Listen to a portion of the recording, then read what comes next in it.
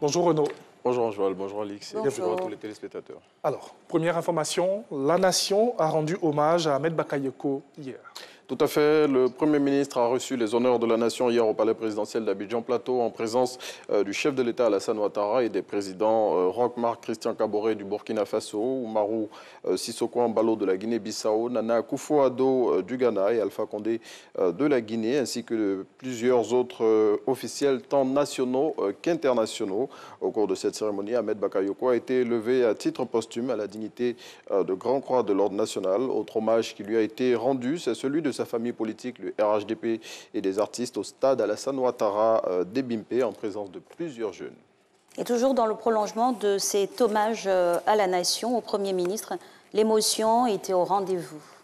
Et oui, c'est ce qu'indique le matin du palais présidentiel au stade d'Ebimpe. Un hommage grandiose a été rendu au regretté Premier ministre à qui la reconnaissance éternelle de la nation a été exprimée. Selon le confrère, sur les deux théâtres qui ont abrité la cérémonie, c'est avec des témoignages poignants et des mots forts que les grandes lignes du parcours et des actions du Premier ministre ont été égrenées, suscitant des réactions chargées d'émotions à chaque fois. Morceau choisi parmi ces interventions, celle du médiateur de la République, Adama Tounkara, qui a dit, je cite, « Si la science pouvait quelque chose, Ahmed Bakayoko ne serait pas mort ». Et Renaud, on peut aisément le dire, la Côte d'Ivoire perd un grand homme.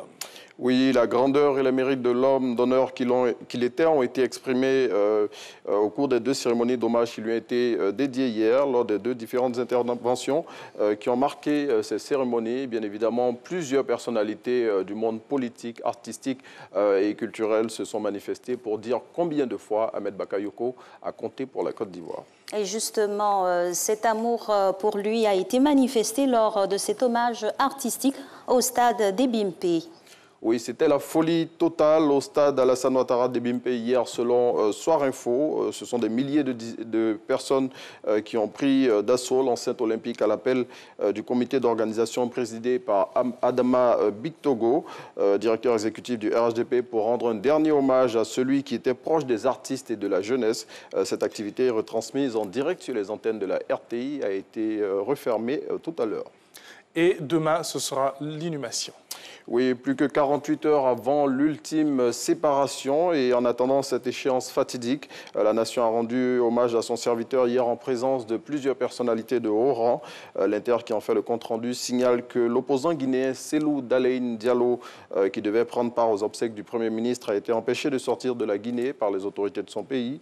Le confrère indique aussi qu'il y avait une foule immense hier au stade d'Ebimpe pour rendre hommage au Golden Boy. D'hier à demain, il faut passer par ce jeudi. Donc, c'est ce jeudi que la dépouille du Premier ministre sera transformée à Séguéla. Oui, et à ce sujet, l'Expression lance à sa une. Ahmed Bakayoko entame son dernier voyage aujourd'hui, décédé, on le rappelle, le 10 mars 2021. La dépouille mortelle du chef du gouvernement, après avoir reçu les honneurs de la nation hier, va rejoindre la terre de ses ancêtres, où elle sera inhumée demain vendredi dans la stricte intimité familiale. Et justement, restons dans nos régions. La capitale du Ouagadougou est au centre de toute attention en ce moment. Tout à fait. Le matin rapporte que l'éclairage a été renforcé au stade où se tiendra une séance de prière cette nuit et aussi dans toute la ville, lui donnant les allures d'une ville lumière. Le confrère note une forte présence de journalistes de la presse écrite, de sites d'information, de stations de radio et télé, dont les chaînes du groupe RTI. L'Expression souligne enfin que faute de réceptifs hôteliers suffisants pour accueillir le grand nombre de personnes attendues à l'occasion de cet événement national, de nombreuses personnalités ont choisi de dormir dans la ville de Daloa, qui est distante de 128 km de Séguéla. Et cette info est tombée hier dans la nuit pratiquement. Oui, le président tanzanien est décédé hier. Oui, John Magufuli est décédé à l'âge de 61 ans. Selon la vice-présidente Samia Suluhu Hassan, qui a annoncé la nouvelle à la télévision nationale dans la soirée d'hier, le président tanzanien est décédé de problèmes cardiaques. Et à en croire la vice-présidente, des obsèques nationales seront organisées sous peu pour l'heure. 14 jours de deuil national ont été décrétés. Cinquième président de la Tanzanie depuis son indépendance en 1961. Le bulldozer, comme l'avaient surnommé les Tanzaniens, était au pouvoir depuis 2015. John Magufuli avait été réélu à son poste en octobre dernier. Et parlons santé à présent. Vaccination contre la Covid-19. L'Organisation mondiale de la santé fait confiance au vaccin AstraZeneca. Oui, l'OMS a recommandé hier de continuer à utiliser le vaccin anti-Covid d'AstraZeneca qui a été suspendu par plusieurs pays en raison de possibles effets secondaires. Selon l'Organisation mondiale de la santé qui poursuit ses évaluations sur les problèmes rencontrés par quelques personnes qui ont été vaccinées.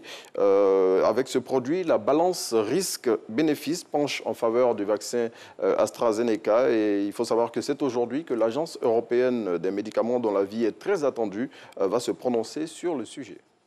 Et grâce à lui, on est toujours en forme, c'est le sport, le football précisément. Aujourd'hui, le sélectionneur des éléphants de Côte d'Ivoire sera face à la presse. Oui, à cette occasion, Patrice Baumel va dévoiler la liste des joueurs retenus pour les 2 dernières rencontres des éliminatoires de la CAN 2022 contre le Niger et l'Éthiopie.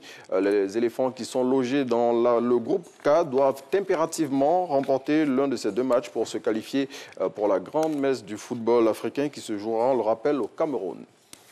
Voilà, merci beaucoup pour cette revue de presse, Renaud. Merci. Et puis plaisir de vous retrouver